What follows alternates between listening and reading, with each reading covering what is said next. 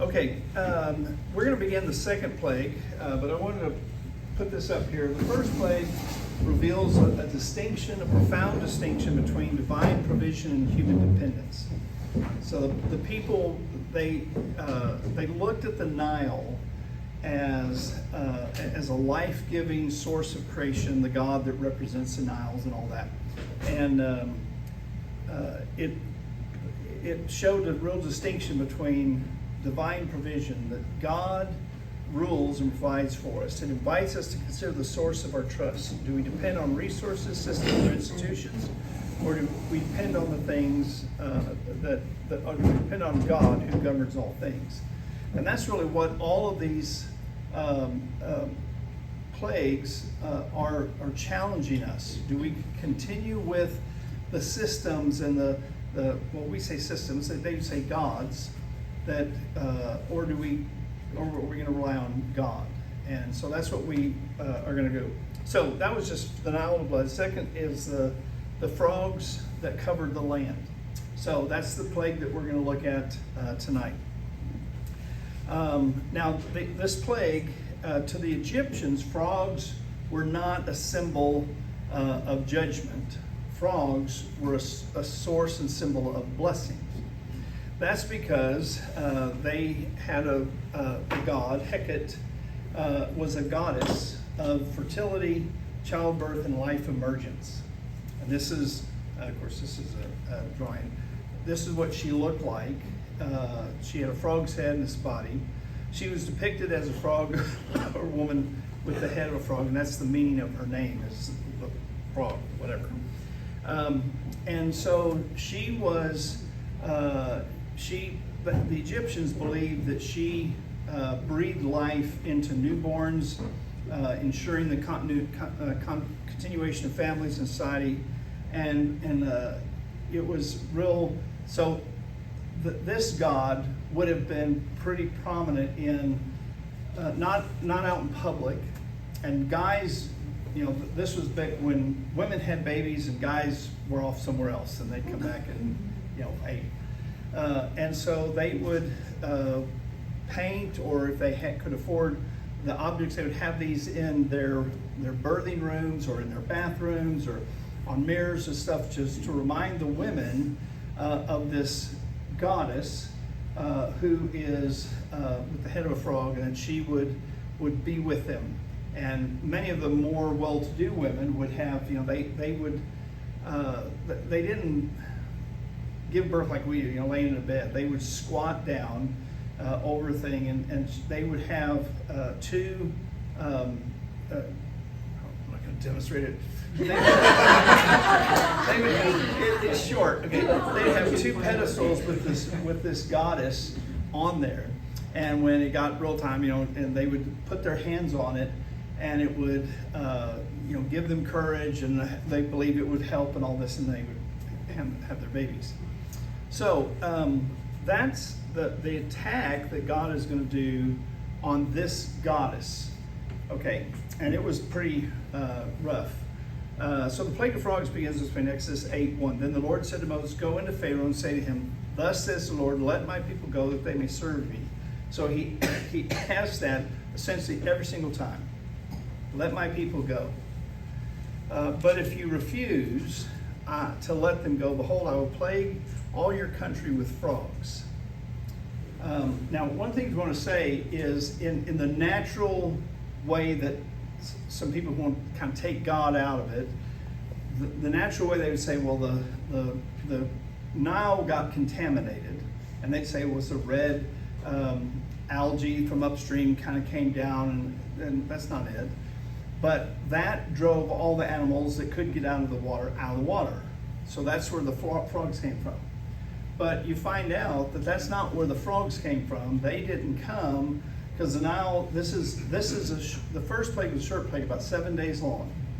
And the Nile turned. About that time that 7 days were gone, the Nile cleared up, and then the frogs came out of the Nile. So this is definitely God is involved in this. So he says the Nile shall swarm with frogs. The Nile will swarm with frogs. that shall come up into your house and into your bedroom and on your beds, into the houses of your servants and your people, and your ovens and your kneading bowls. The frogs will come up on all you and all your people and on all your servants.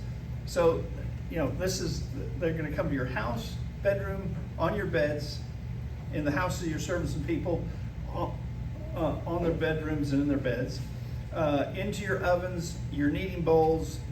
You get the idea that frogs are everywhere. There's no place where you're going to be able to get where you're not going to sweep them away, and they're going to be everywhere.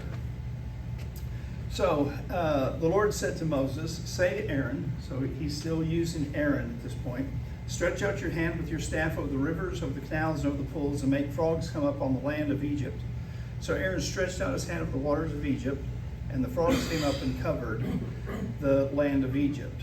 So this is like a divine reversal, if you will. What was considered sacred to these became a source of contamination, and what was revered becomes repulsive.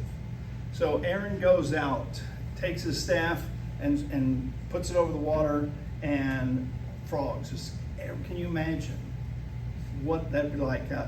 I noticed the other day I was mowing, when I mowed yesterday? Yeah, yesterday afternoon I mowed. And there's some little peeper frogs. I hadn't noticed them before, but by our gate. There's like 3 or 4 of them. And I picked one up, threw it in the tree, and the others got in behind rocks and stuff like that. But can you imagine if you're going out? Now, the frogs at this time would come up a little bit. And that was a good news for the children of the Egyptians, that these frogs would come up and represent this God. But a little bit is good. Way a whole lot is not good. And that's what God is doing. He covers the land with these frogs. I mean, we can't imagine what it's like. It's just everywhere. You can get out at night, you can hear, the frogs everywhere. And, but then if you go, you can't see them unless you get out, and you see one jump in the water. But can you imagine being everywhere where you're stepping on them and you're having to shoo them and get them out of your oven, out of your bed, and all the mess that they would make? That makes it even more. So what do you do now? This is a frog you worshipped. Now it's literally everywhere, and it's becoming a real problem. I mean, I've been to this place where there's been a lot of frogs, and that's pretty cool, but nothing like this. I've not been to where I can't get them off me, I can't get them away from me, I can't step, I can't take a bath, I can't, nothing. They're just everywhere that they were. Now, so that, what was revered has become repulsive now.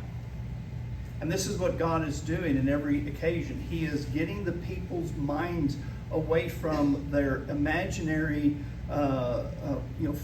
froofy view of things, and he's just inundating them with this thing. So, but the magicians did the same by their secret arts and made frogs come upon the land of Egypt. That's not a good thing, is it? Why do we want more of them? Yeah. But they couldn't get rid of them. They could only add to it, and their imitation worsened the crisis, which is what God wants. They can imitate but not restore. They can't get them to go, and that's the real problem. So Pharaoh calls Moses and Aaron and said, plead with the Lord to take away the frogs from me and from my people, and I will let the people go to sacrifice to the Lord. What's interesting, this is the first time, well, it's only the second plague, but it's the first time that Moses realizes, the Pharaoh realizes, nobody can do anything about this but God. And that's pretty telling. He doesn't call on on this God. He doesn't call on the priests. He calls on Moses and Aaron. And his dependence on Moses and Aaron reveals the impotence of the Egyptians' gods. So that's pretty telling that Pharaoh is like, now he's having to call Moses. So Moses said to Pharaoh, and this is the craziest thing about this whole thing to me. Moses said to Pharaoh, be pleased, this is what be pleased to command me when I am to plead for you and for your servants and for your people, that the frogs be cut off from you and your houses, and be left only in the Nile. And that's not the part that gets me, it's the next part.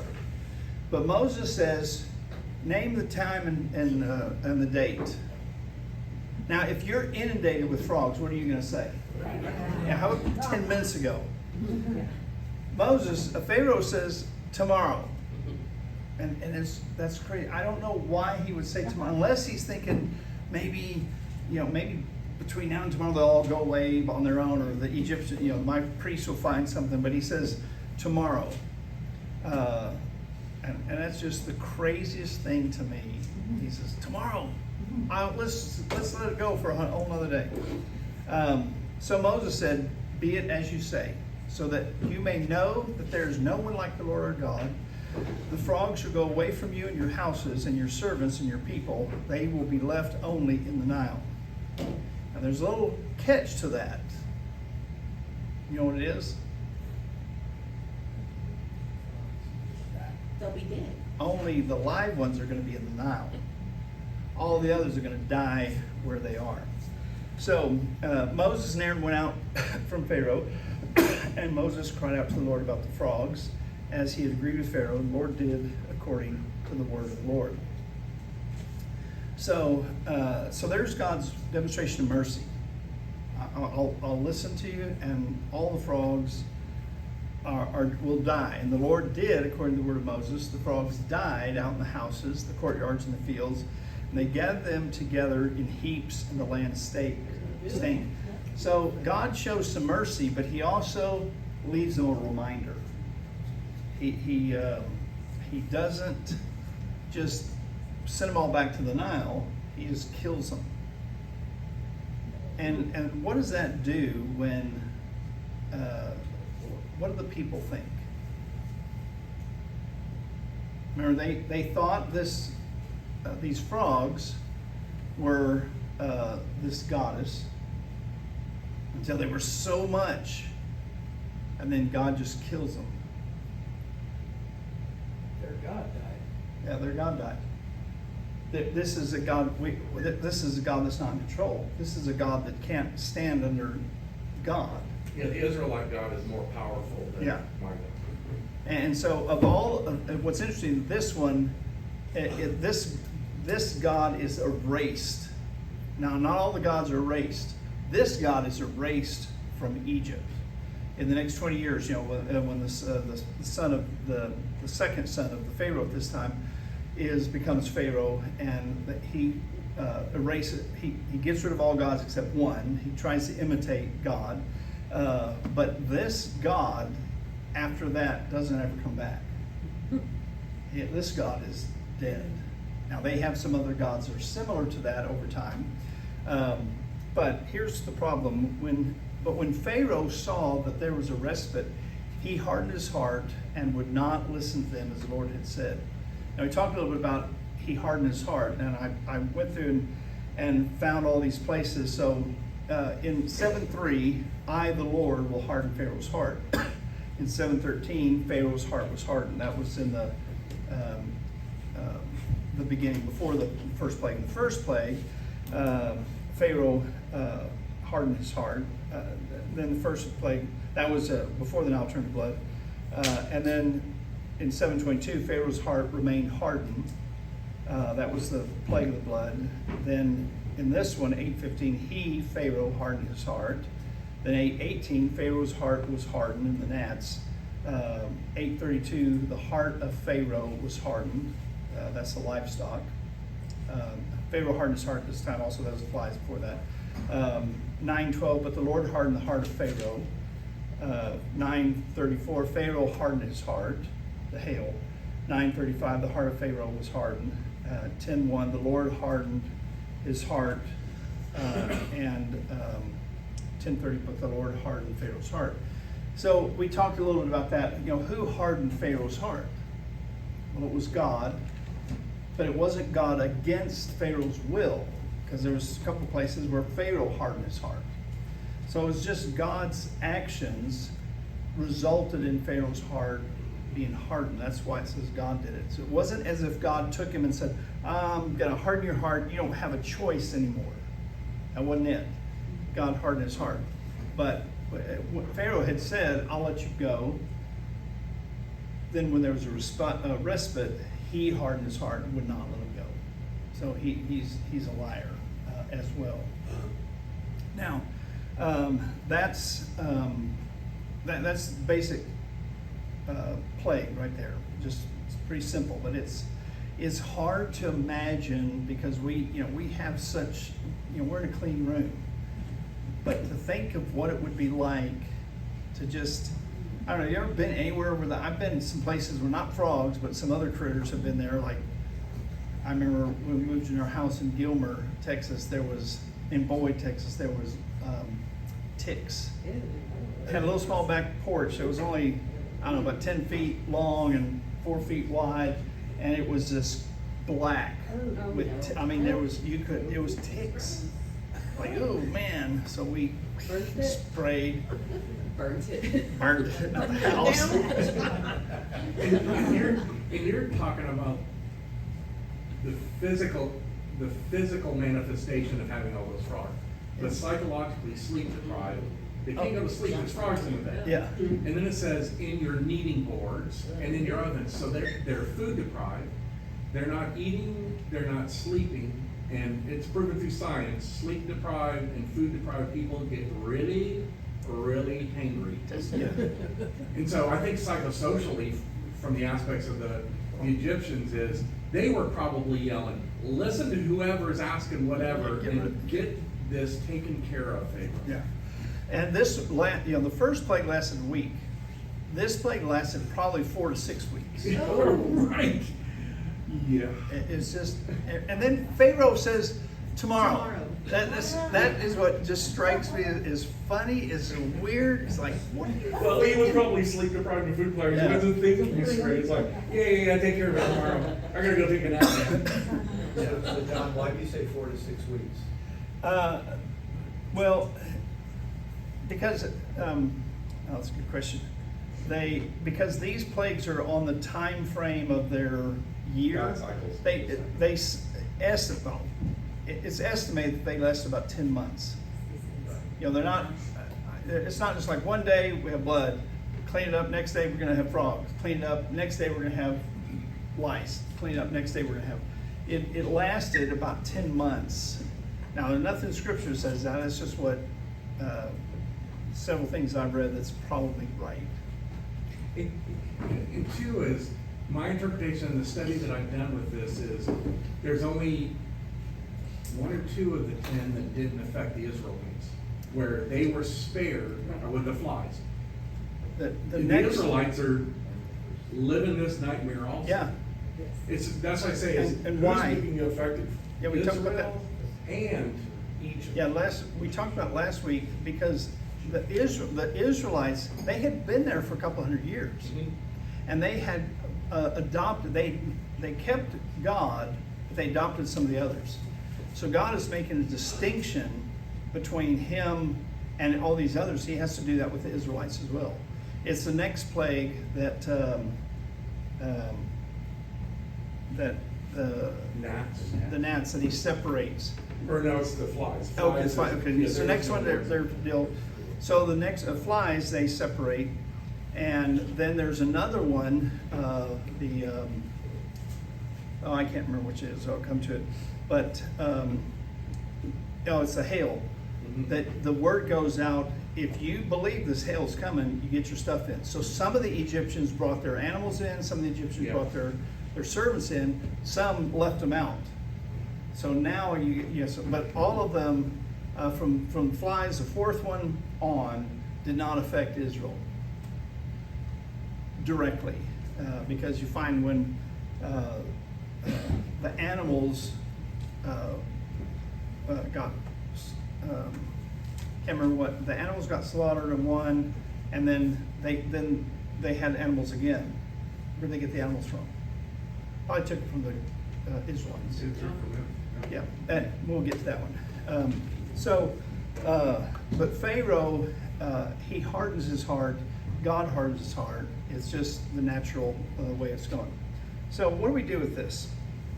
God's doing several things. He exposes the limits of cultural symbols. The cultural symbol is these frogs represented something supernatural to the Egyptians. Frogs were a symbol of life, and God turns that into a symbol of justice. He turns that into symbols of justice. The frogs were a symbol of life. This goddess will protect me. The goddess will bless me. And now this goddess is everywhere, and I'm stepping on her, and all this. And so he turns it from a symbol of life into a symbol of justice, and it's just it's bad. Second thing that God does is God reveals the danger of misplaced trust. And this is where we start thinking about our own situation here. Egypt trusts in Hecate for fertility and blessings. What do we trust in for fertility and blessings? Huh? Science. Yeah. Flies? Science. Science. Science. They said science. Yeah, we trust in science. It's not God blessing me, it's all the hard work I do at work. Yeah. That's why I'm happy, healthy, Yeah. instead of God is. Yeah. And there's something to that, but we need to put our trust in God. So this plague reveals that she cannot protect her own domain. This Hecate, this goddess of the frogs, she can't even deal with her own situation. And so it's not very trustworthy. Thirdly, God demonstrates his sovereignty over abundance. His sovereignty over abundance. He controls multiplication. He multiplied these frogs. He can multiply us if we trust him. He governs creation. He determines the boundaries of blessings. These frogs, they can't bless us. He does he determines the boundaries. All right, and then modern false blessings. Where do we fall into in the way that, like they did with these frogs? Economic prosperity is as long as we're economically prosperous, we're good. Right? Don't we think that people who are poor, they're not doing something right? Don't we think that? I know a lot of people do. And if you've got money, you're doing everything right. But what happens? What happens if God just gives you more money and more money and more money and more money? What happens? You forget where that money, the blessings came from. You think it's from yourself, like what you. Yeah, you forget where it comes from. What do you do with it? Whatever. Waste. Whatever, waste it. Or what seems to be a blessing becomes a curse. Mhm. You're overwhelmed by your abundance. You hear stories of billionaires that die sad because they never found happiness in anything but the wealth. It overburdened them. Yeah. You start working on, okay, how do I protect this? And how much do people with a lot, how much they spend keeping it? They spend a lot of money keeping. Economic prosperity, when God gives you a ton of it, it can become a problem. Cultural success, same way. Personal achievement, social influence, technological advancement, all of these things we can start looking at these are the things that I need to protect my future, myself, and my resources. But the reality is, when they're divorced from God, they become sources of spiritual decay. All the money in the world, all the cultural success, personal achievement, social influence, technological advancements, without alignment with God, they become infestations and not a blessing. Only God is a source of prosperity, not cultural symbols or anything like that. Okay. Questions or comments? John, the frogs were kind of a symbol of sin, okay? And they spread thickly everywhere. And so, for me, part of it is the fact that, if you leave sin unaddressed, it can grow and grow and get completely out of control. Yeah. And that's a lesson for us today.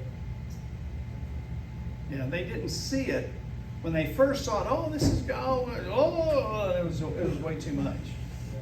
But that's the way God saw it as a sin. Jeff? I think the thing that reminds me of last week and this week is how difficult it is to get past how you were taught or what you believe, and that it is really hard, even when things become obvious, to get past that.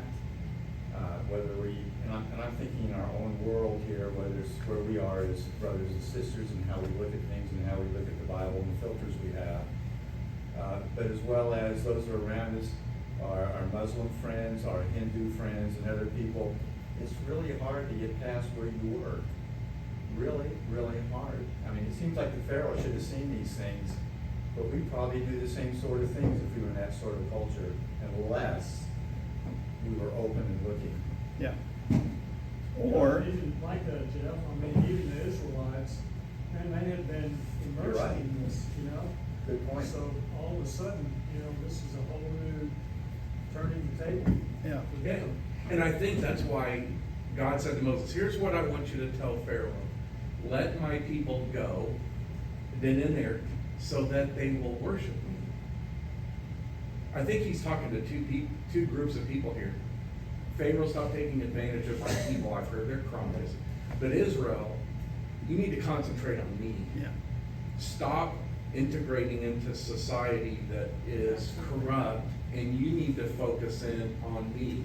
I'm going to send some plagues to Pharaoh, but you're going to suffer also. Yeah. Because you need to understand who I am, Yeah. and so that they may worship me. I think they stopped worshiping in a way that God needed them to. Yeah. They really did. That's why I think the first three are on all of them, and then the Yeah. fourth one. Hey, God has spared us of this one. He must really be, and that's where they start.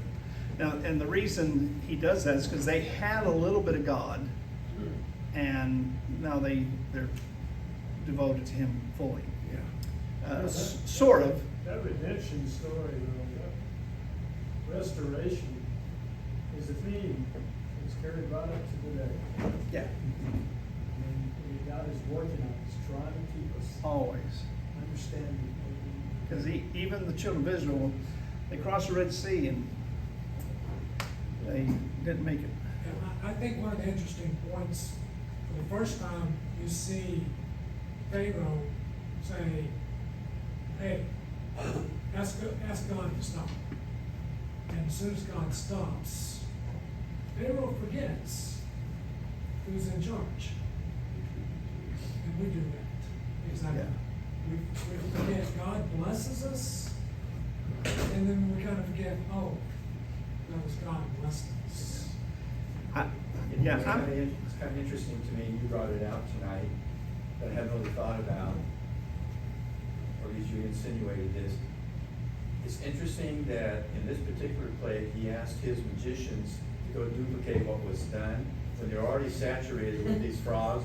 Why didn't he say, go take these things away? If you really got control, why didn't you? Because he knew they couldn't. Yeah.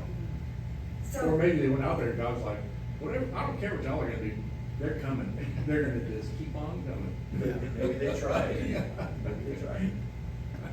I think, well, first of all, they're engulfed in paganism.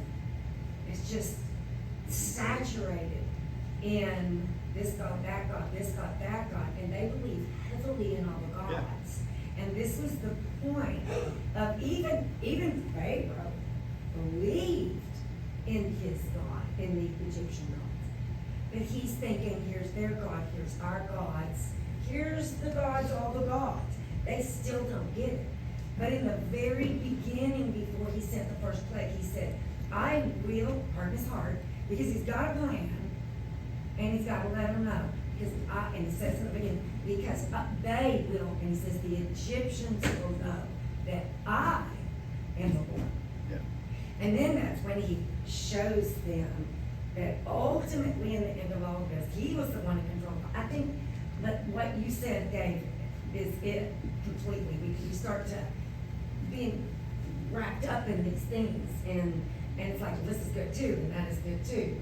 But it's one. Yeah. He made that very clear. Yeah, the Egyptians, they didn't know about God. You know, unless they associate with the Egyptian, they just worshiped somebody else. I'd be surprised if any of the Egyptians knew all of the gods. They say there's about 3,000 of them. And I don't know if I could remember all 3,000 gods. So Pharaoh, Jehoshaphat, Jehovah, was just been another god. If Egyptians even knew anything about him, they were so into these gods that it took, and I don't think, Pharaoh wasn't convinced of this one. He does say, plead with the Lord to take away the frogs, because that's what Moses has said. God has done this, and so, but he has no respect for God, because just as soon as it's done, he changes his mind and says, "No, I'm not going to let you go." And also, John, it's interesting in his final statement there, I'll let him go to sacrifice to the Lord. Yeah. I'm kind of wondering if it was, deal with this, I'll let them go make some sacrifices, then they need to get back to work. Yeah. I think this is a phased approach, because God knows. He's Yeah. like, do I need to come up with another plague? No, he knows how many Oh, it's sure. going to take. And in the end, he's showing Egypt, and he's showing Israel who's in control, Yeah. ultimately. Yeah, we talked about this last week or 2 weeks ago. The four major, let's see, the four major, let's see, where are they?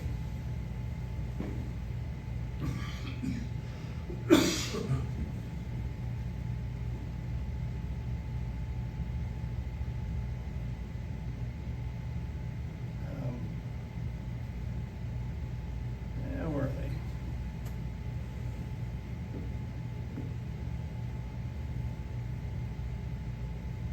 There. These four major Yes. religious centers, while they had thousands of God, these are the four major religious centers, and this one is attacking Hermopolis. These first two are attacking Hermopolis. We're going to get some others, and they're going to attack. So these 10 plagues are all designed to attack these four major centers. And when they do that, when they're done, obviously God kills Pharaoh and his son and all all the armies out there. But there's not much left, and they don't have any confidence in any of their gods when this is done. And I think that was God's goal in that, not just to get his people go, but I think he's also trying to convert the people. And it wasn't what they did.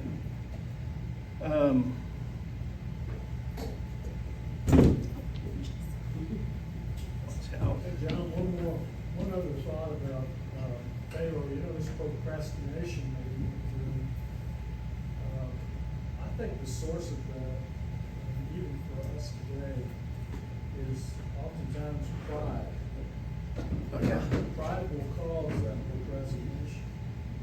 Confessing that I've done it wrong. Or I've made a mistake, and the ability to be humble, take action on that quickly to resolve that matter, and that's something that, we struggle with today. Yeah. You know, that's kind of the life lesson here is, hey, we've got that moment every week we gather around that table. We better be clear that we reconcile and we're a good, you know, relation with those people that maybe we had a struggle with that. Yeah. Yeah, we don't give up our gods. Now, and it's hard to say it because we only believe in one God, right? But there are things that we give ourselves to, and it's hard to let that go without this, you know. And God sometimes in our lives will take us to that place where He will just impress on us, and that impression is usually not a pleasant thing. And we come to our senses and realize, God, you're the only one. And that's good for a day, and then I need it again tomorrow. When was Paul before, I can't remember which Roman ruler, and he talks about his marriage issues, and literally the Roman leader was like, I'm ready, but he says, but this is not a convenient time. Yeah. Literally, I think humanity gets to the point of saying, as long as it doesn't disrupt my life, I'll do whatever you want, God. Yeah. And to your point, I think, Ron, I think that was his last ditch of saying, I'm in control. Instead of saying, get it over with now, he's like, tomorrow. Yeah. It's like, I'm still in control here. Yeah. So, Exactly. it's just narcissistic. Narcissistic. So we know what kind of frog it was. No. Kind of live on the Nile. So the frogs make noise too. Yeah. Oh, yeah. Especially at There was no night. sleeping, there was no eating. There's nights at our place out there by that pond that we feel like we're in the play. Frogs, it sounds like the Bible. Yeah, but did Eddie get in your house? No, yeah, you're not even close to in the plagues. It was also crazy, if you, the rest of the story, when Israel's wandering in the wilderness, they got to a point where they're like, take us back. Oh, Talk about just they're so nuts. stupid. That's when you go, do y'all remember the frogs? Now, Yeah. they do what we do. Yes, We and pick- humanity is. We pick the really good stuff and we ignore the bad stuff. Oh man, if only had the leeks and the onions and you know, whatever the animal the things they said. Oh, those seem so good to eat. Well, it's similar to why the writer had to write Hebrews. I mean, they were literally wanting to go back to Judaism. They wanted to fork Christianity and say, I want to go back to what's comfortable. Human nature is, Yeah. we do not like being uncomfortable. And God sometimes needs to put some pressure on us for us to kind of give up control and humble ourselves. And We're just Christianity gratefully is not using frogs today. Christianity is built that way. It is not comfortable. Right. We are It's not all supposed to joy. be looking forward to something else and willing to sacrifice anything Rejoice in suffering. for. Count Yeah, it all joy. it is not comfortable. We need to remember that. It's a good point. Okay, anything else?